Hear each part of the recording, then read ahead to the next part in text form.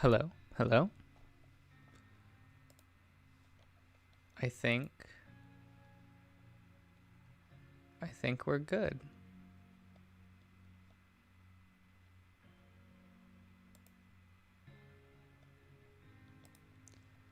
Just give me one moment.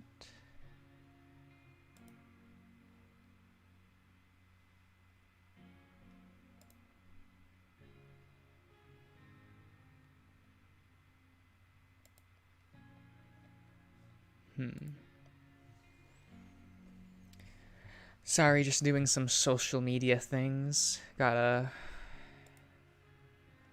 post the link.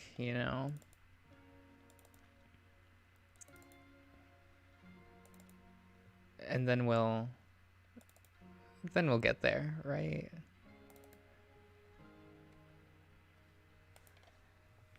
Okay.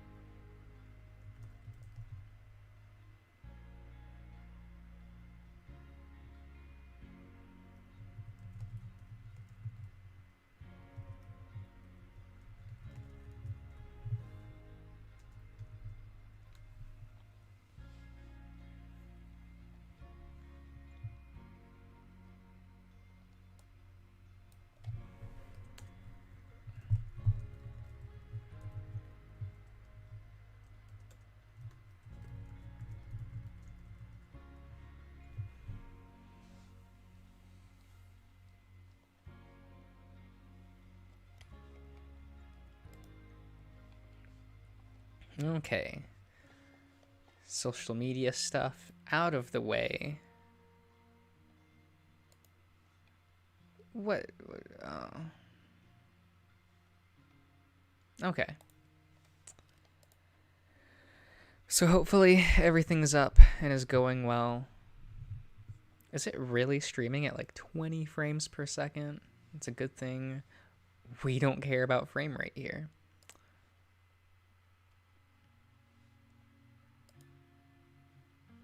Okay.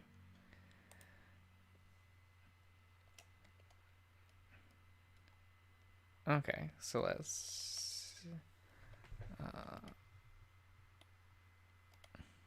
Okay, so this was the last line from the previous build.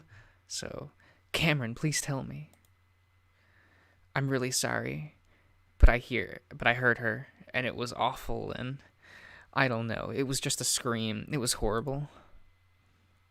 The floor seems to fall out from under Devon, and he feels like. Give me one moment. Yeah. The floor seems to fall out from under Devon, and he feels like he's falling into an abyss.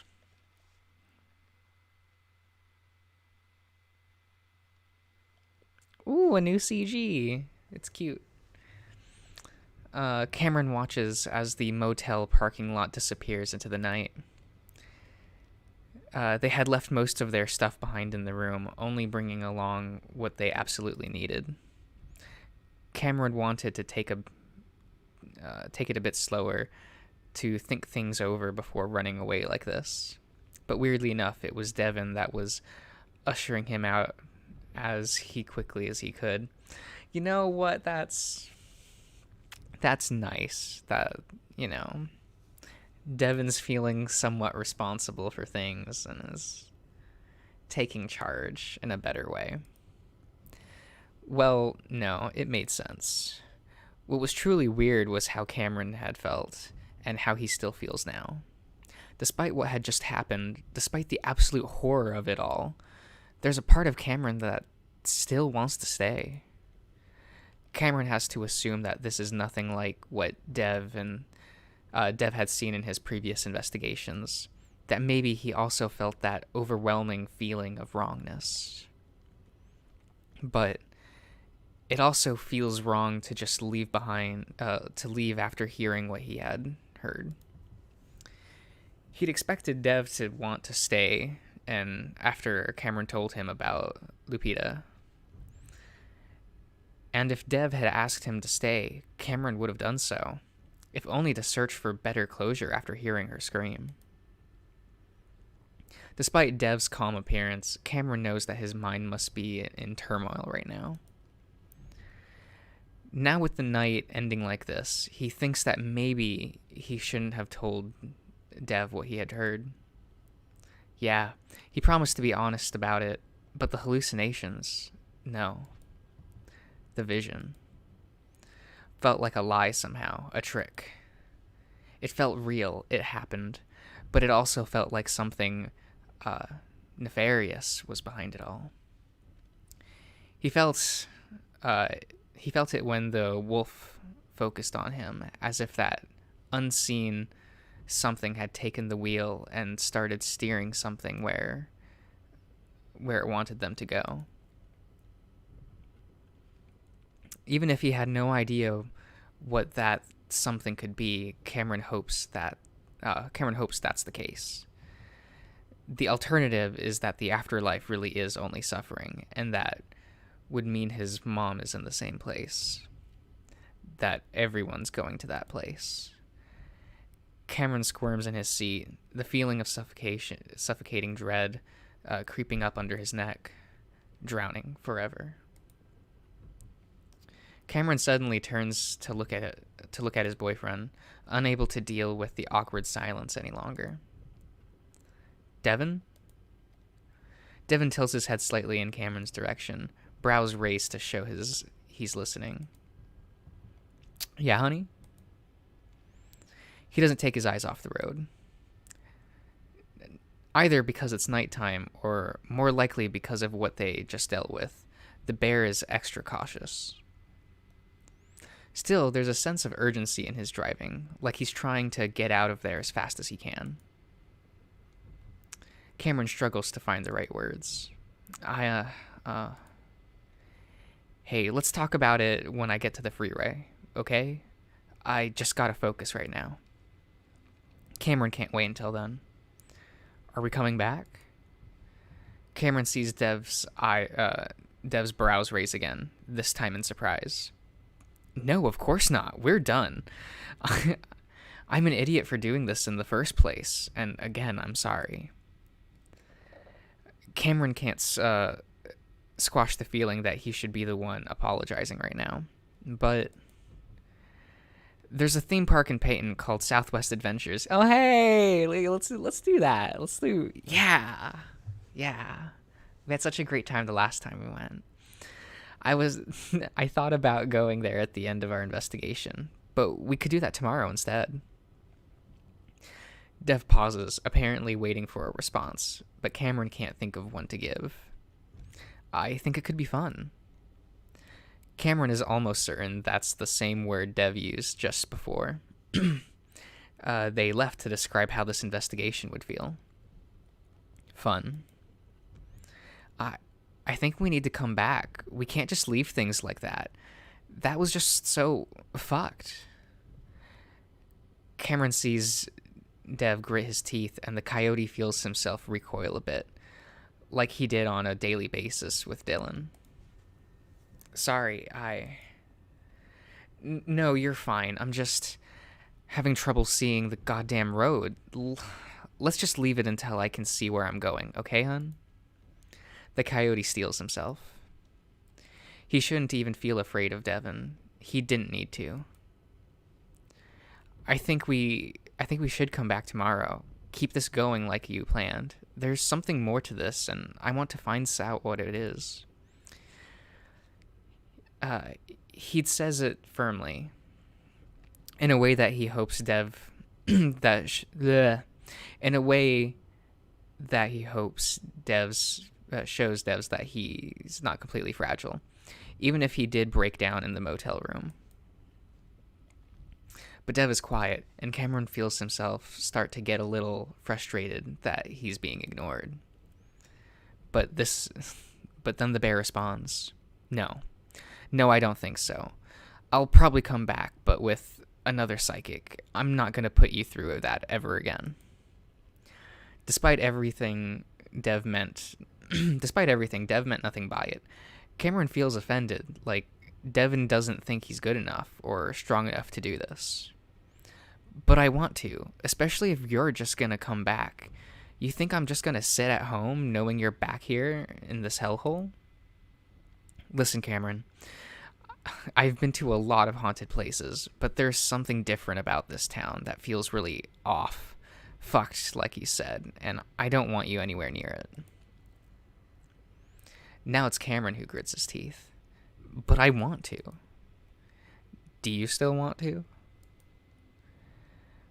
I need you to find your answers, and after feeling what I felt, I need answers too." Dev's careful maneuvering along the broken road hits a pothole, and the interior shakes. Devin winces. "Babe, please, let's talk about this later. I just want to get us out to Peyton safely right now." And just like that, Cameron's determination dries up. Man, it's gonna feel real bad when like they drive out of town and it like loops them back into the town. It's gonna feel real upsetting. So hopefully that doesn't happen. He hates himself for being such a coward. Things had always felt unequal in their relationship, but it was rare for Dev to just say it out loud, to tell the coyote what's good for him, even though Cameron told him what he wanted. It's nothing like it was with Dylan, but the feeling is similar, and Cameron doesn't like that. "Well, what if I don't want you to come back here either?" Devin takes a deep breath, but manages to keep calm. "Then we can talk about it when we're when we're safely back home." Cameron goes quiet again. They're halfway past the lake, the body of water looking like a giant dark pit except where the moon glitters on the surface, and that's when Cameron sees something out of the corner of his eye. There's something on the road between the two craters of broken asphalt. "Cameron, I don't like this music." I don't like how it's getting spook. Cameron stares for several seconds, not sure if he's seeing what he thinks he's seeing.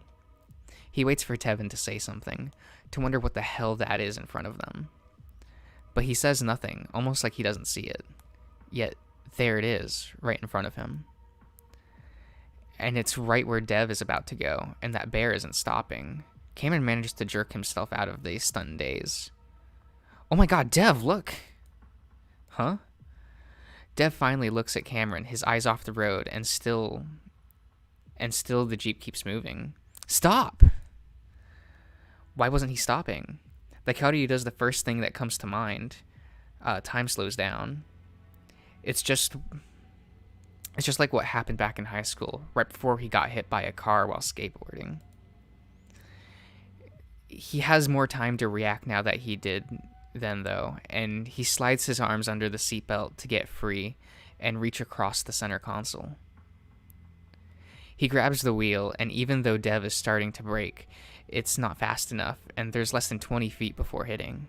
The coyote doesn't think, acting on pure instinct. Cameron turns the wheel to the right, hard.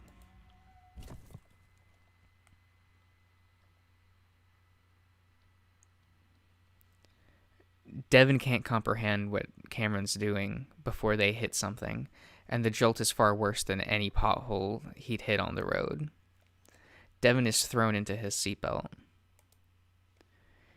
In the back of his mind, he's been aware that Cameron was half out of his seatbelt.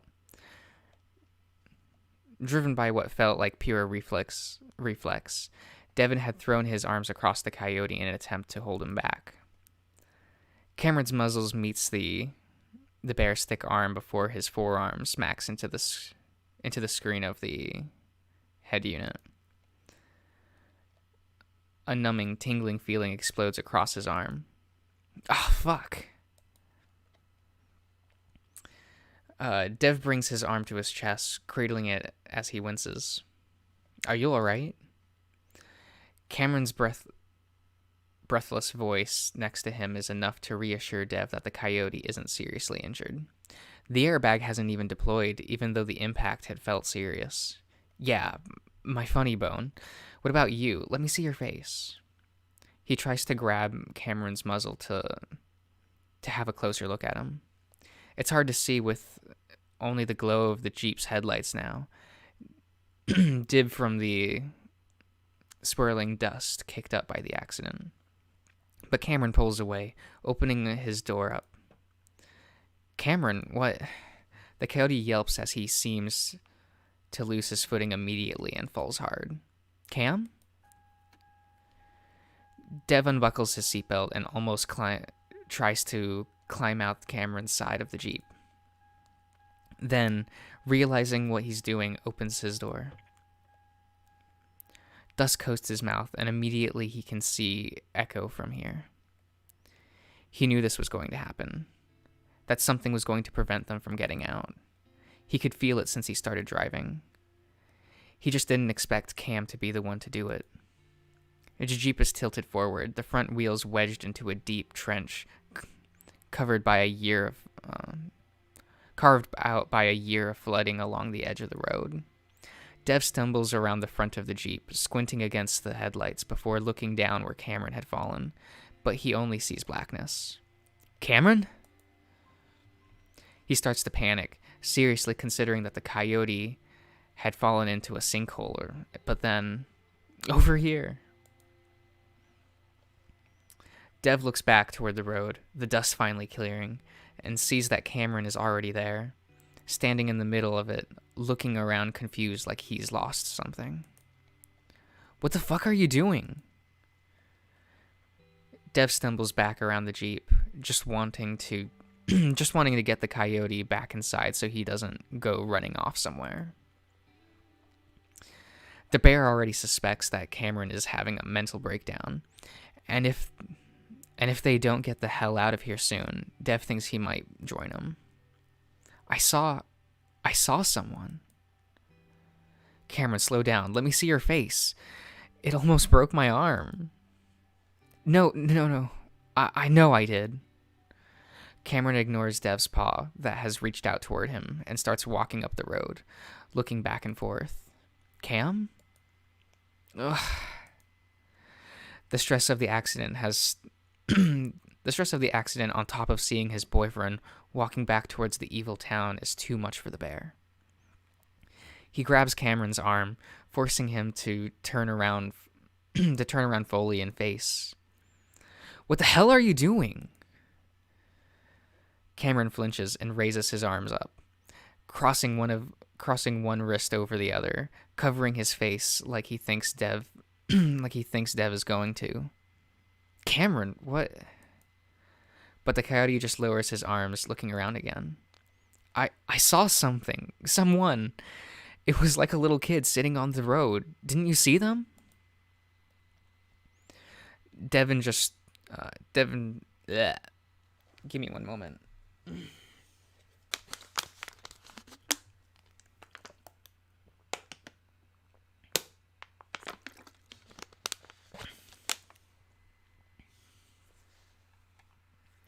Devin just wants to ask why Cameron acted like he was going to hit him. But the coyote is in such clear distress, the bear isn't sure what to say. Then Cameron looks at the Jeep as if seeing what happened for the first time.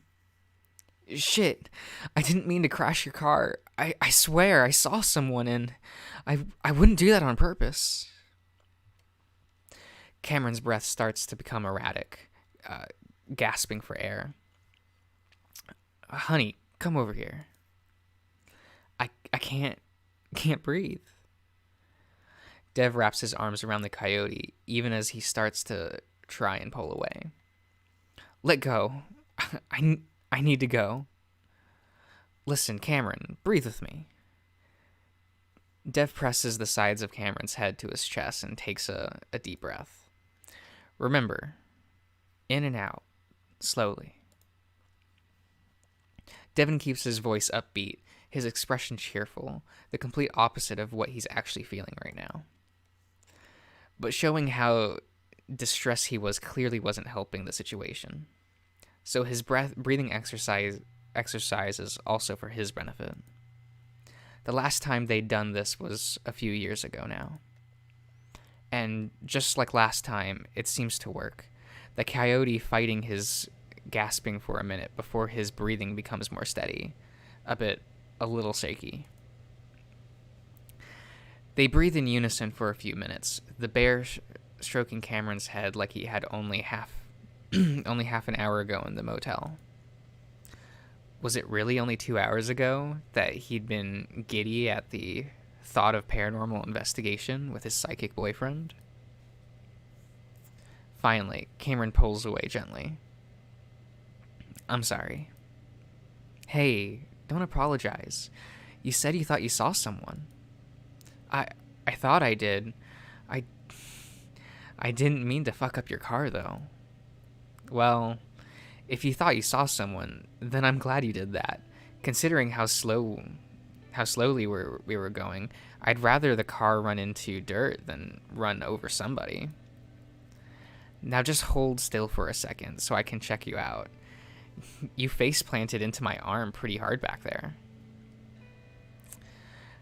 Dev gently turns Cameron toward the headlights of the still running car, slowly running his blunt claws through the fur. I thought it was an otter.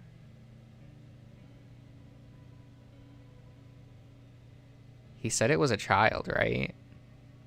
Like it was small. An otter. Don't like that. Nope. Not one bit. Are we still being is the player base gonna be haunted by Sydney? Is that the thing? Is that is that what's going on? Because I would hate that. I could see the tail and everything. One of Devin's claws graze over a small lump under Cameron's fur, on the bridge of his snout, and the coyote winces. Does that hurt? A little bit. I didn't even notice until just now. That's probably from my elbow. What about your arm? Are you sure it's all right? Cameron starts doing his own check of Devin's arm. Dude, my arm is fine. Ow! The bear yelps as Cameron prods right into a sore spot that was suddenly becoming very sore. Did that really hurt that much? Not really. It just surprised me. Really? Yep, see? Bending it without pain. Yeah, I believe you. Just be careful with it. Cameron sighs, looking back at the Jeep. I'm going crazy. The road, the relief Devin. Am I going crazy and then I just can't read sometimes? Probably.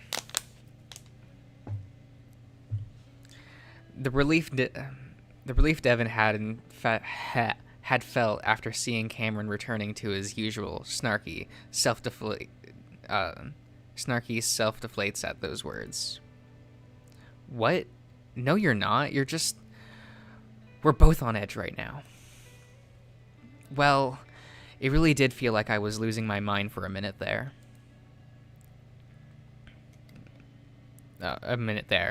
Thanks for helping me. Of course. Now, just gotta check out the damage. Yeah, the back wheels aren't even touching the ground.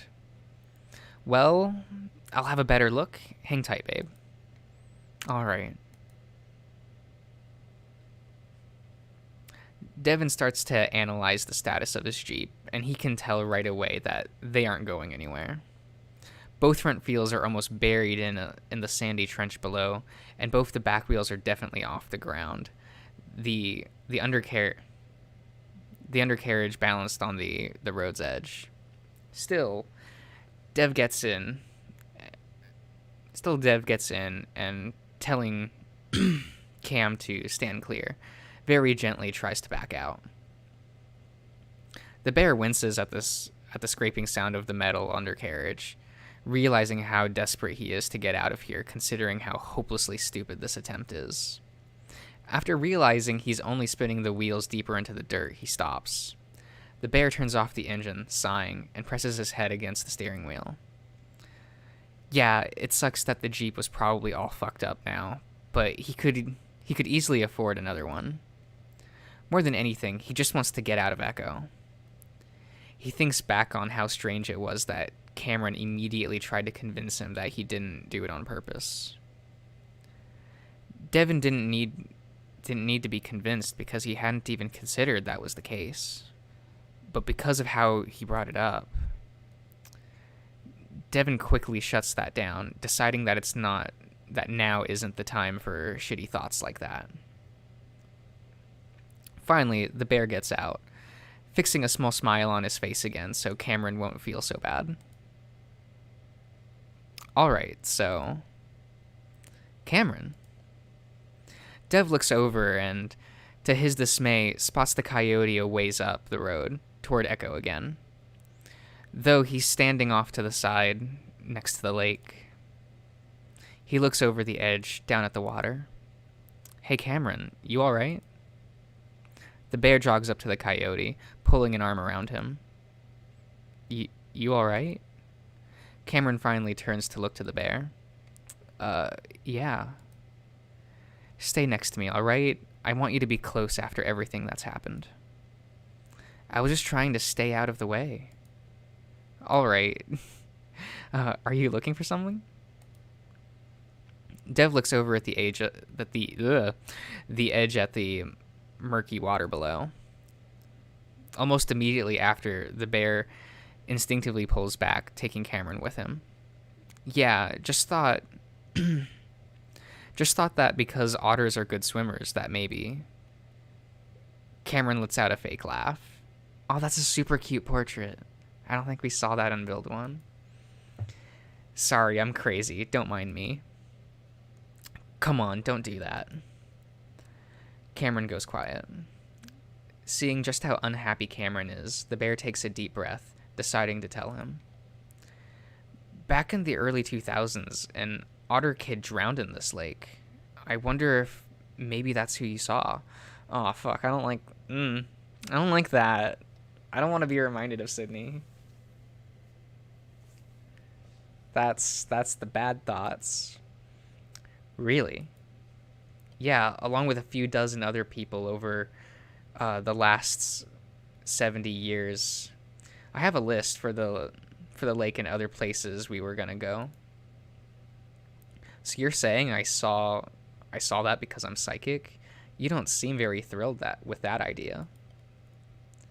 I'm not thrilled with any of this anymore. It only reminds Dev that Cameron could see anything, terrible things, and that could lead to more mental anguish for his boyfriend.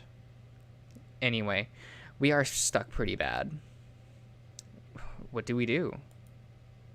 Don't worry, we got options. We'd want to get to the highway, but it's a bit of a walk. I think about 4 or 5 miles.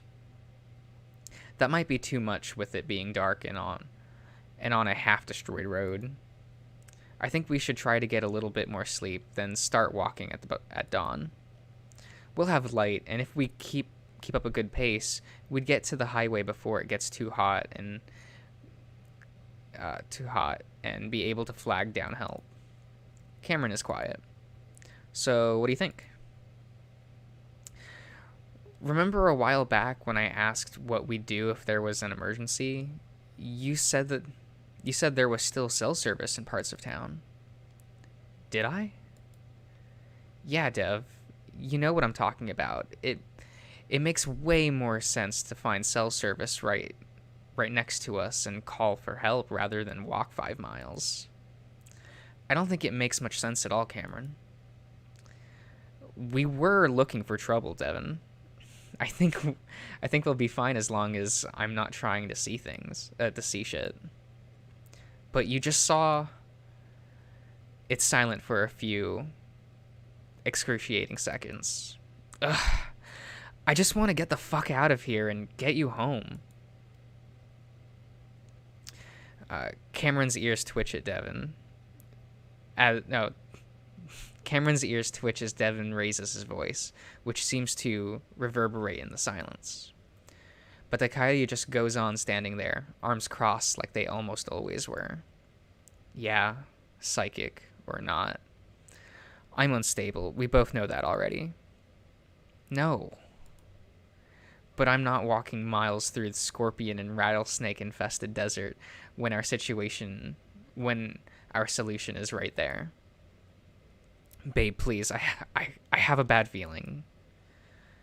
Sorry, who's the psychic here? Dev, I can do this. Trust me. We're outside where nothing's haunted, and we won't be looking for anything. So, I'm going. Cameron? I prefer you come along with me. God damn it. I feel you, Devin. I feel you. Devin hurries to catch up with his boyfriend, sliding his paw into Cameron's and gripping it tightly. Cameron has a look on his face, like he's a bit pleased with himself, and Devin can't figure out why. It's like the coyote thinks he's winning some kind of game, and Devin has to grit his teeth so that he doesn't start an argument all over again.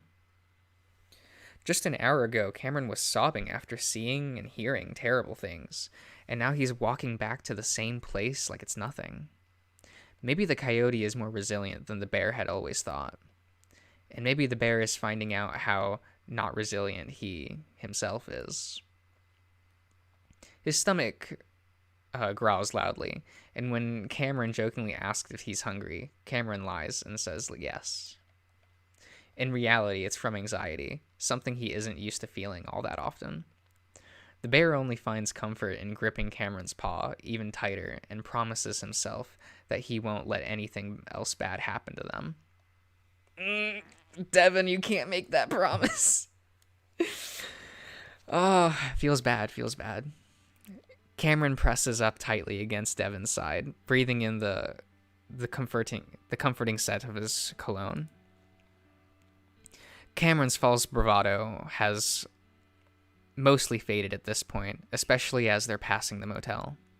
The coyote has to remind himself why it is he insisted on doing this when Dev had offered a perfectly reasonable, if slightly exhausting alternative. Being exhausting is preferable to PTSD. But Cameron could sense the bear brimming to treat him in a way that he didn't like, talking to him like he was fragile, like the slightest touch would tip him over where he'd shatter on the asphalt. He wants to prove that he can deal with this, which is why he has to smirk at himself right now, because he definitely wouldn't have made this far if Dev weren't by his side. Right now, the bear has a steely grip on Cameron's paw, making it clear that he isn't letting go. Meanwhile, their free paws hold out their phones, checking every now and then for a signal. Anything yet? No. Wouldn't we get signal at the same time anyway? Well, I assume I'll get it first. Oh, because mine's not an Android? Yes. Yep. See, Devin and I, on the same wavelength. If only I had the brain of an engineer to figure out how to work one. Actually, maybe I should turn mine off and let you search for a signal. We should keep some battery life in one of our phones just in case. Oh yeah, good idea. Your battery would probably die before we found service anyway. Cameron turns his phone off while Dev looks on. I wouldn't worry about it too much. too much about it, though. It's not like we're lost in the woods or something. And I like this. And I let like 3 people know where we're going. We're gonna be fine no matter what, babe. Famous last words, if I've ever heard of them. This just all feels bad. Right up there with here goes nothing, and I think I took too much. Right, like, yeah, right. Our last words are gonna be, holy shit, we lived to 100. Pretty sure I already screwed my chances of that with all the drugs I did, along with eating fudge cakes for lunch whenever I'm at work. Ugh, seriously, Cam? Hey, it's in the vending machine right next to my cubicle. Well, we're changing that as soon as we get back. How are you gonna do that, aside from stalking me at work? I'll make your lunch. You're gonna have to start working from home on Monday, remember? I'll have plenty of time. That's adorable. Hell, I'd be surprised if they don't start making you work from home soon. We'll be like coworkers. Fat chance. They don't give a shit about our health there. Well, we'll see. Either way. You'll live to be 110, so you'll have plenty of time to think up your famous last words. Cameron has to wonder if their meandering conversation is purposefully on Dev's part, if only to distract him from what's across the road. Either way, the coyote is thankful for it. Only if you make it there with me. I mean, that's super cute, though. About 15 minutes later, Cameron starts to become a bit more agitated. They're on a dirt road at this point, and every now and then they walk past crumbling structures of what used to be houses and trailers. Yo, sorry, what am I saying? You think the cell service stopped working since you read about it? I don't know. They said it's pretty sporadic. Who said this exactly? The Paranormal Forum peeps. I hope they're trustworthy. They are, or at least they have no reason to lie. I think the paranormal gives people incentive to lie, especially if they're not gifted. Sure, but we're talking about cell service, not ghosts. Could also be a scheme by those crazy locals to lure victims into town. You're joking, but I know you're still worried about that, so I'll just point out that it's highly unlikely because that would leave too much of a paper trail. I'm not that worried, especially now that we've made it this far and nothing. Oh shit. What? Damn it, I just had a bar for a split second. What? Had a bar for a split sec? Okay. The bear waves... Oh, like signal bar. Okay. The bear waves his phone around over his head, spinning in a small circle. What the hell, Dev? You scared me. I mean, you scared me, so I'm like, sorry, babe. Anyway, I think it came from this direction. Dev indicates a rather large group of trees off to the side of the road that form a bit of a miniature forest. Is that the miniature forest that, like, you know, where that one scene happened? Because I would hate that. Of course, why, with Chase, yeah. Of course, why does it have to be the creepiest thing in sight? You want to hang back while I check it out? No? Is that a question? Cameron doesn't respond, instead sliding his paw into one of his... Instead sliding his paw into one Dev offers, and they start to make their way over to the sagebrush. Oh god, imagine all the ticks we're picking up. Like, what? Cameron, Cameron, are you just Chase? Like, is that... I remember Chase always saying that in Echo. Like, Jesus Christ. Don't worry, babe. I'll comb through all your fur when we get out of here. Want me to carry you? I'm fine. All right, just don't think about the tarantulas and scorpions. Jesus. You suck so much ass. Your ass is the only ass I... Ugh. Dev grunts in heavy, bearish way as Cameron wraps his arms around his neck and lifts his feet off the ground, forcing Dev to bridal carry him. I mean, that's kind of cute. Chuckling, Dev carefully makes his way through the rough terrain while the coyote awkwardly keeps his feet lifted high so that they don't brush the sage. Oh man, this is the same background. Fuck. I don't like that. But Chase saw like a hanged victim here. That wasn't pleasant. Oh, was this also where like Clint got, yeah.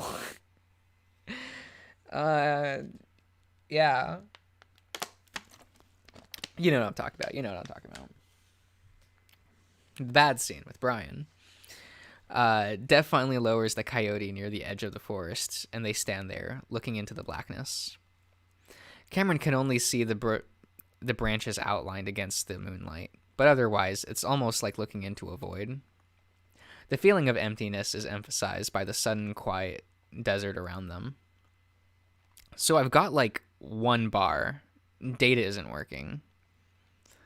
You know, Tress should make it harder to get signal. Is it supposed to be trees? Okay. Can you make a call? Well, I can't open my insurance app, so I don't know what the preferred towing companies are. And I'm just sort of realizing that most probably wouldn't come out here anyway, since Flank Road technically doesn't exist anymore. Flake Road? Something like that. I'm sure it's not that. So we're not getting towed out. So you don't even know the name of the road we crashed on? Are you saying we're stuck here? Like, really stuck? Well, my Jeep probably is, not us. The highway is still within walking distance, remember? I'm such an idiot. I can't believe I got us into this mess. Hey, don't give a shit about my Jeep. Besides, I've got an idea. Dev taps on his phone a few times, then puts it up to his ear, but only for a few seconds before he scowls. What? Call dropped, but it rang for a second. We are so dead. I've killed us. Not yet, Cameron. Not yet. Come on. Oh, stop it, honey. I'll try texting. Who are you texting? An old friend of ours. Who? Damn it, I swear the bar keeps disappearing every time I try to send. I'll try some different angles. Dev is hunched over his phone, tapping away. Cameron just sighs, letting Dev do whatever it is he's doing. Despite the bear's attempts to placate him, the coyote knows that they both know that this isn't his fault. Why don't you just tell me what Why don't you just tell me what a stupid idiot piece of shit I am? Cameron doesn't want to admit it, even in his mind, but one thing he liked about Dylan was that he didn't sugarcoat things for the coyote. You know, this Dylan guy sounds like a complete piece of shit. Like, he's like mean to Cameron and like, no. Dev is a good boy. He's a better boyfriend. He'd tell him when he was an idiot, either with words or fists. Oh, I don't like that. The coyote turns his attention back to the forest, staring into the dark. Dev doesn't know anything about him and Dylan, and Cameron sure as hell isn't going to tell him. Especially that time he was the one to swing first. He always lost, but a few hits he'd land always felt worth it. That would be a real treat for him. A real treat for you, Dev. Not only is your boyfriend crazy, he's violent too. Does he know? Does he even know you at all? A chill goes up Cameron's spine. You know, I don't like this like second voice that Cameron is hearing. It's unnerving. I guess like the same way that like Chase's second voice was. So that makes sense. That doesn't feel like his own thoughts, even though it came from inside his head. Cameron moves closer to Devin, rubbing his arms. Oh, just send, damn it. Devin? Just a second, hun. A few already went through. Just gotta confirm some things with him. The void seems to get bigger, and even though he wants to look away, Cameron can't. He knows he's sensing again, even though he isn't meaning to. I don't know what it is. That's what really bothers me about it. I think I can handle something like a ghost, but not something like that. So it was just me and my wife taking a walk through the old forest like we always did. And then, I don't know, I just got this weird feeling and everything went real quiet. Then this voice started, a man's voice, but was kind of eerie, like it wasn't real, hard to explain. It was like it was an electronic thing, a machine. It started yelling at us in this sort of playful way, like it was making fun of us or taunting us. Said something like, "The devil walks beside you, and I'm taking you to hell." Weird crap like that. It was coming from the top of the trees, and you could kind of hear it go up and down and come closer, like it was swinging through the branches. And yeah, it scared us, because it didn't make sense. The voice where it was coming from, what it was saying, none of it made sense, and that's the scary part. So we ran, and then it said there's some nasty things about my wife, so I picked her up and ran as fast as I could. Later, she told me she saw it over my shoulder, in the trees. I had a hard time explaining it, which I understood because I can't explain it at all, but she said it was a shadow. A shadow person that moved through the branches. She said light bend in a weird way around its body, like it was encased in a glass globe or something. She hadn't said anything else about it. She doesn't like talking about it, and neither do I. I'm only telling you because I think like there needs to be a record or something. Just feels wrong to go out this life without, I don't know, letting people know that unexplainable stuff happened to a lot of people, and I hope we figure out why. And this might not be important, but I had dreams afterwards where I'd be in that forest and that shadow creature would come prowling out into the open. And then sounds would come from where its mouth would be. I'd hear a young man screaming for help, all distorted like it was recorded on a tape, and then there'd be this high-pitched laughter. Don't like that. Shit. Huh? Did you hear that? That laugh? Yeah, it sounded like a drunk dude kind of far away. You screamed like... you screaming is what made me scream. It was like a cackle, like a cartoon witch or something. It was right next to us. I've heard it before. Well, I wouldn't say it was like a witch. It was kind of high-pitched, I guess, but again, it was kind of distant. I think we should go. Why? I think it's just like a drunk hick or something. I'm almost done messaging our... Something bangs like a screen door swinging closed, and not very far away. Who's that squealing? That you, Duke? Got me a 12 gauge right here.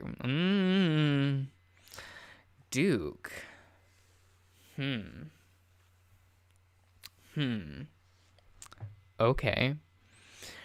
Got me a 12 gauge right here that'll make you squeal twice as loud if you're snooping around my property again. Dev's voice drops to a whisper. Holy shit.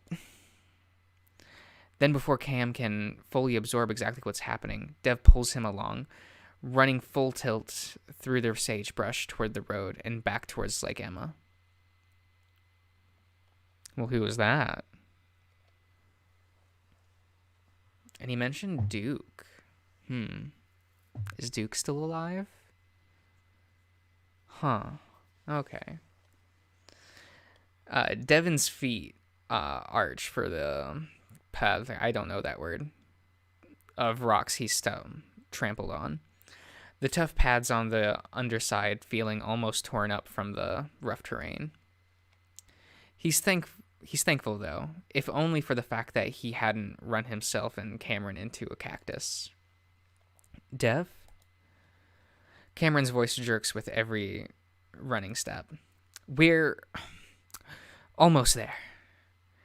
Dev huffs and puffs for air, now aware that he's a bit more out of shape than he realizes.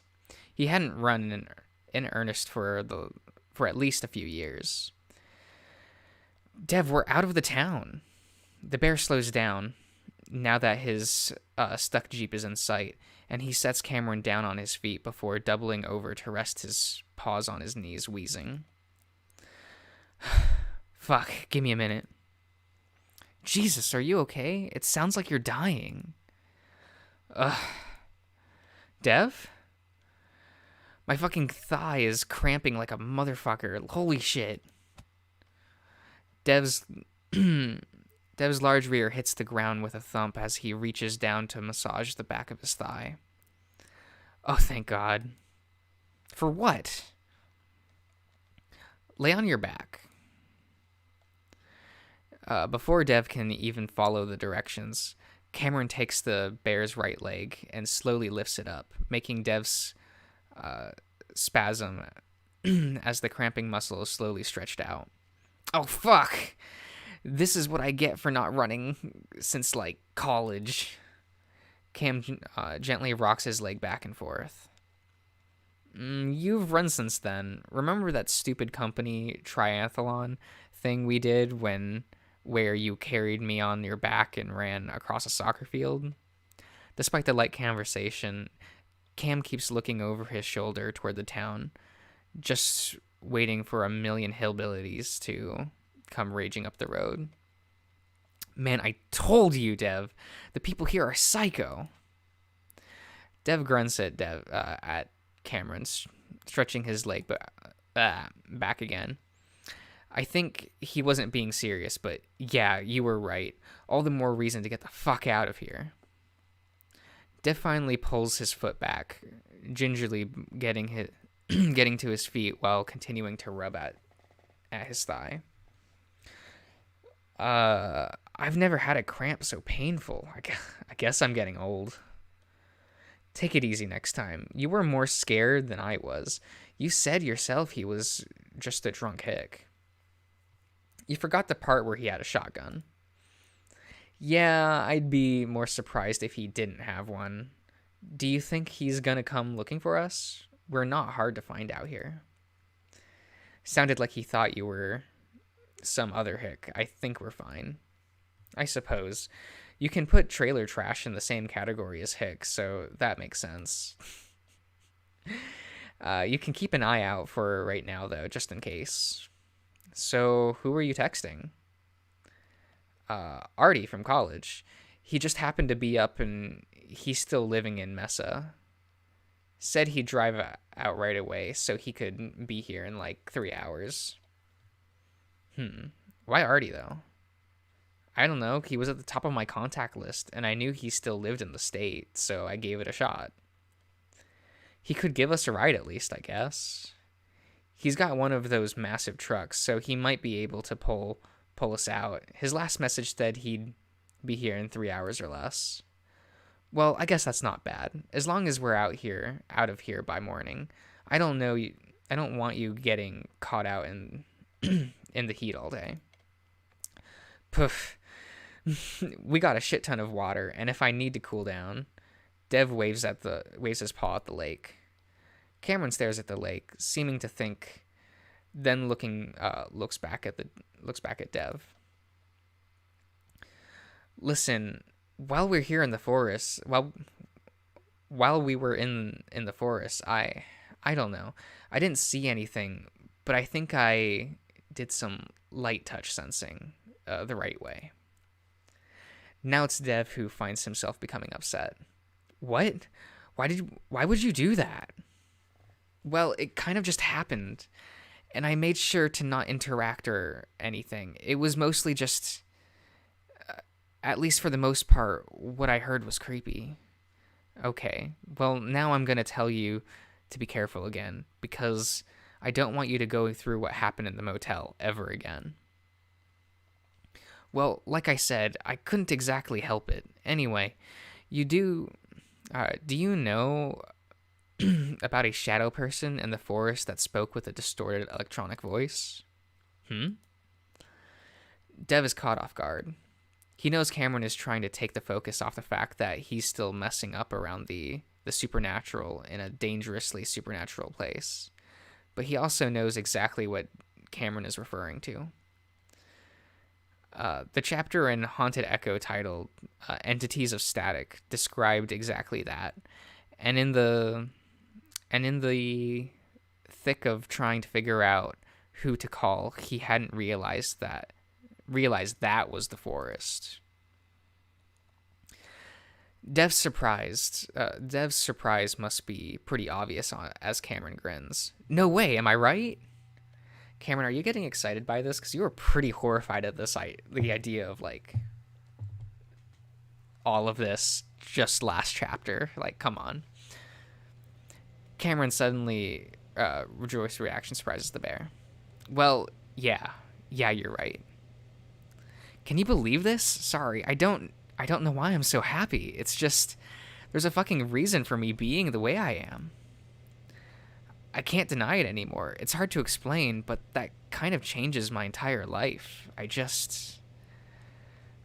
Cam's bottom lip trembles with emotion, and Dev shakes off his feelings of unease, drawing him into a hug.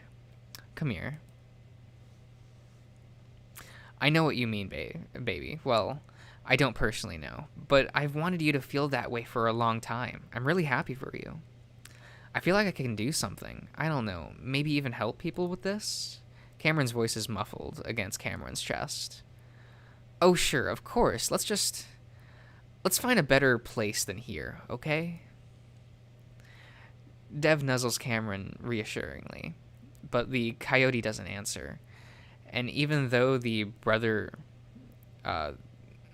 that bothers the bear, he doesn't press the issue, just wanting Cameron to feel happy right now.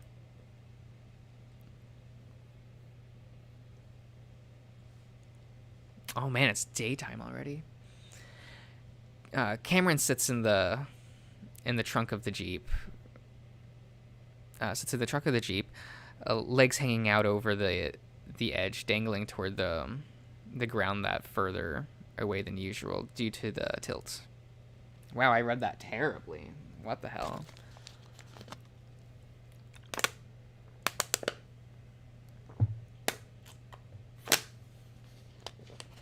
Well, damn, out of water.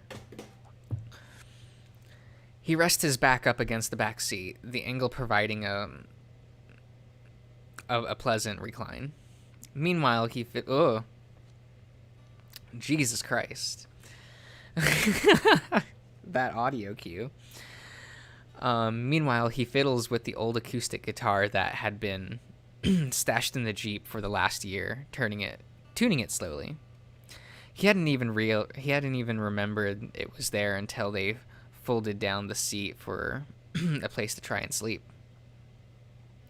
He last played it at Devin's parents' house because they wanted to hear him play, and he just left it there in the Jeep afterwards.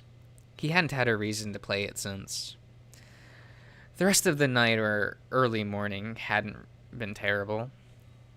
Dev was easily comfortable. The hard surface not all that different from his from his side of the mattress, which was a rock compared to Cameron's much squishier foam.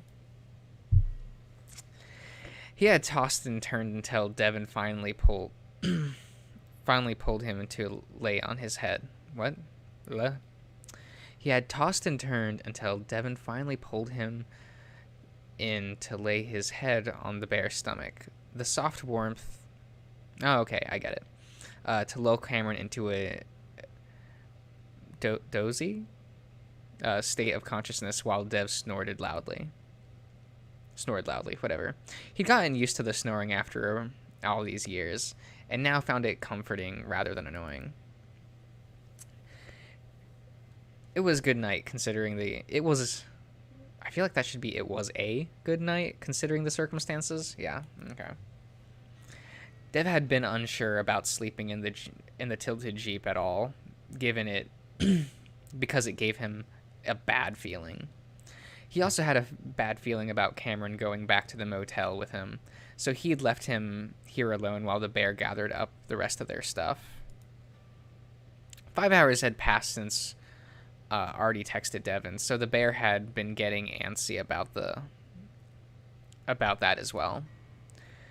They'd had a bit of an argument, and Cameron only agreed to stay behind while Dev promised not to go into the forest to text Artie. And now Cameron sits here, moping, the feeling of lopsided relationship returning. I suck at guitar. He mumbles to himself quietly out of habit, knowing people didn't like hearing it since it was good enough, which had been his goal. All of his singing, songwriting idol played guitar, and he'd wanted to be able to be just like them. He'd forced himself to learn how to become good enough with all the awkward fingering, the constant tuning, and the pain of holding down steel strings with his finger pads, even after he built up calluses. That's how he described guitar in general, a pain. He preferred the piano. Oh, that's reasonable. And that's where he used to write all his songs, music, whatever. But the devastating sad man of the 90s Northwest indie music scene didn't play piano. They played guitar because they were also rugged and tough, molded by the logging town they originated from. It turns out that one's image is just as important in indie as it is in pop, despite the former trying to convince itself it isn't. So Cameron had tried to conform to that, and in the end, it hadn't mattered. The hours and hours dedicated to learning the instrument through high school and college now fell wasted. Still, the feeling of the instrument is familiar in his paws, even if the fingerings are getting sore. He tried to think of one of his less embarrassing songs, one of the ones that he hadn't just that weren't just wearing the influence of cloudy, dreary northwestern city on his sleeve, even though that's where he was from. He tried and failed to dedicate their poetic and opera lyricism. Instead, he found himself slipping back again and again to the style of his own generation. Just hold on a second. I'm going to go get a bottle of water.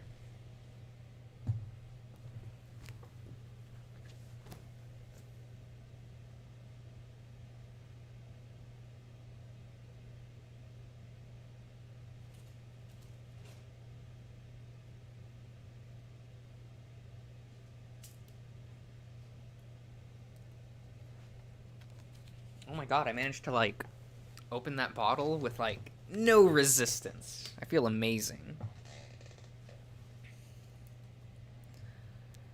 Incredible, even.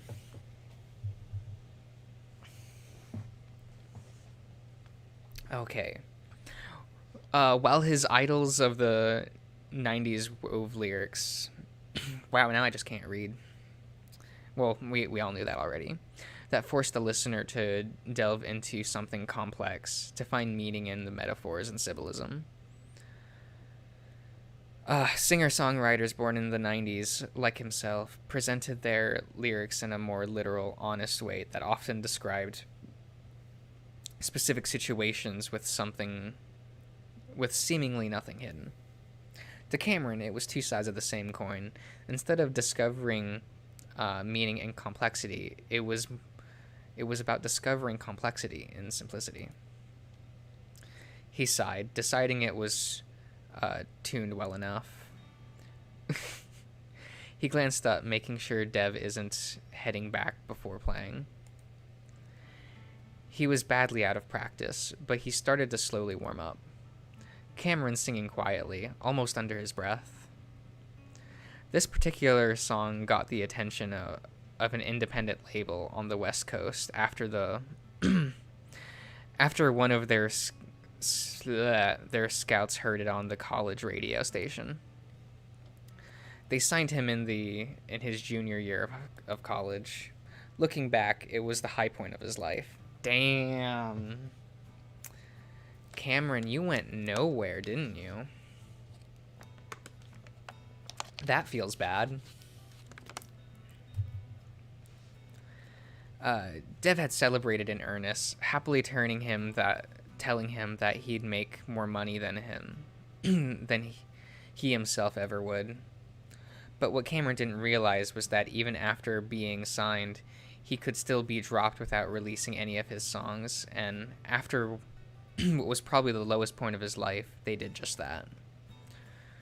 Dropped over text message with his agent saying the demo he'd made in the studios weren't up to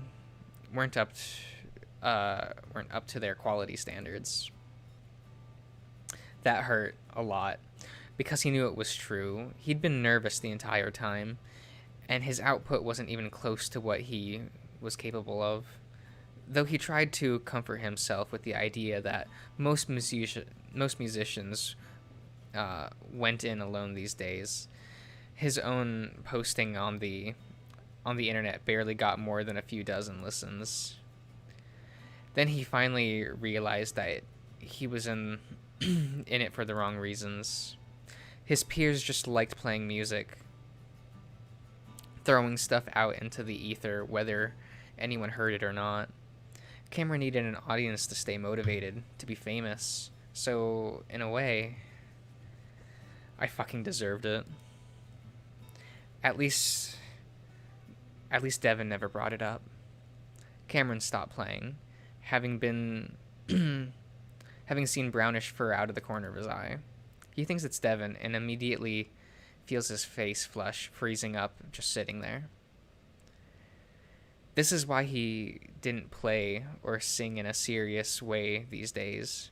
Now it just feels like it's showing off a skill that he was never really skilled at in the first place. But after a while, he doesn't hear anything. No voice, no footsteps.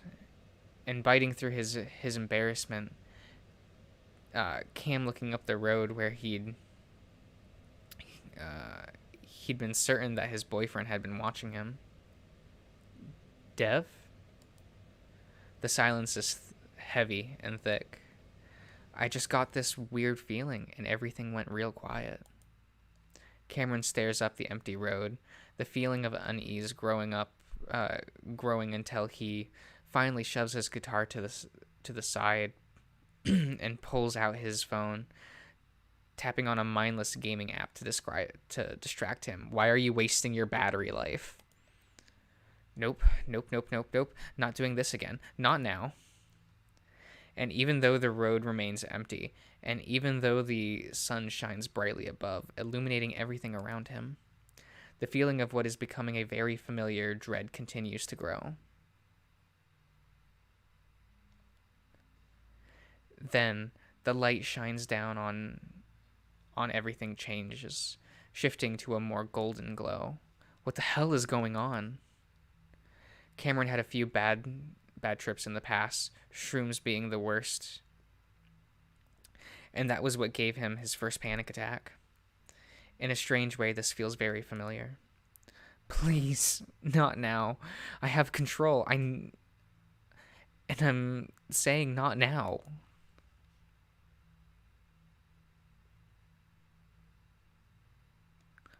Well, I hate this. Uh, no control. Shit. That voice. Well, that feeling. It instantly made all the fur on the back of his neck stand up. Dev, come back now, please. Cameron starts walking up the road toward Echo, just under a mile away. The panic creeps up in his neck, and he's drowning. Until last night, he hadn't had a panic attack in over 2 years. Now it's like his brain has relearned the spiraling process of gasping for air that's readily available, but still feels out of reach.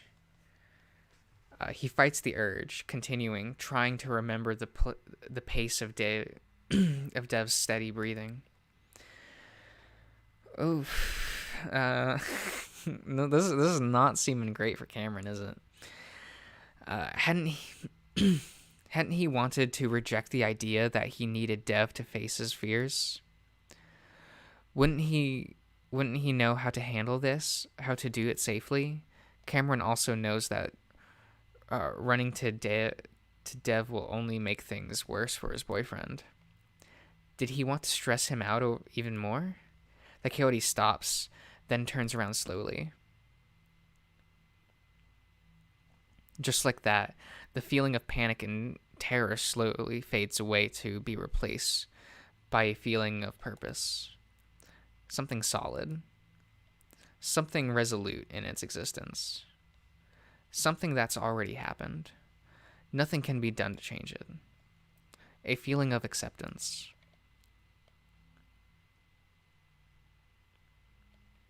Oh, I actually really like this. Like this piece. It's kind of beautiful. Cameron slow walks to a more measured pace, mirroring someone just outside of you. In another place. No. In this exact same place, just in a different time. Cameron knows what's happening, and he questions what he's about to do. But with this new feeling of calm assuredness, the coyote decides to let it happen. Dev didn't want him doing this because he'd had a change of heart, but so had Cameron, so this is his choice to make. So he lets it happen. And he senses this person. A girl. A feline. Walking just like him. Years and years ago.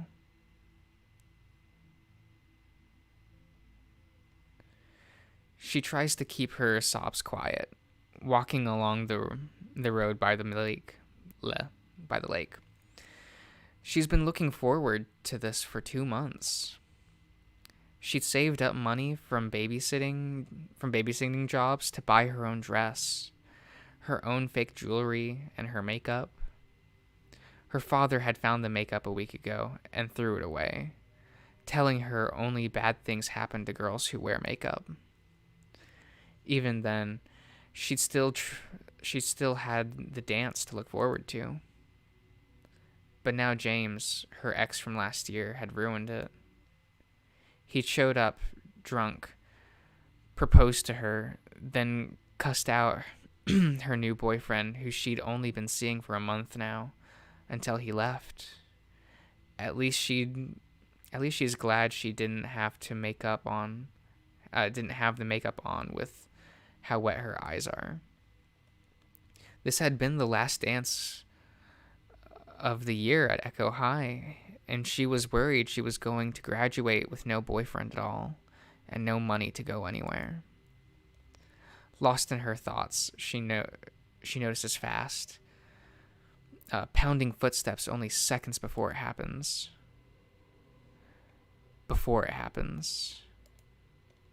She sees James as it happens. She realizes what's happening in that same moment. Knowing him, this is actually something she expected. And in that moment, she decides that maybe this is for the best. Cameron? Lost in vision, Cameron feels himself recoil from something touching him. Cameron loses his balance, windmilling his arms comically, and he has a split second to recognize Devin. The bear has his paws out, like he'd been resting in the coyote's arms. The look of shock is mirrored on his boyfriend's face before he goes over the edge and straight into the lake. Cameron! The coyote expects to go under and stay under, just like the girl from Echo High. But a jolt goes up through his body as his ass lands hard on the rocky surface of the lake, just as a foot surface of the lake, just a foot below the surface, and Cameron yelps loudly. Fuck! Cameron looks up to Devin, getting ready to jump in. I'm fine. At first, Cameron is just embarrassed, like he got caught doing something he shouldn't, which is sort of the case, at least in Dev's mind.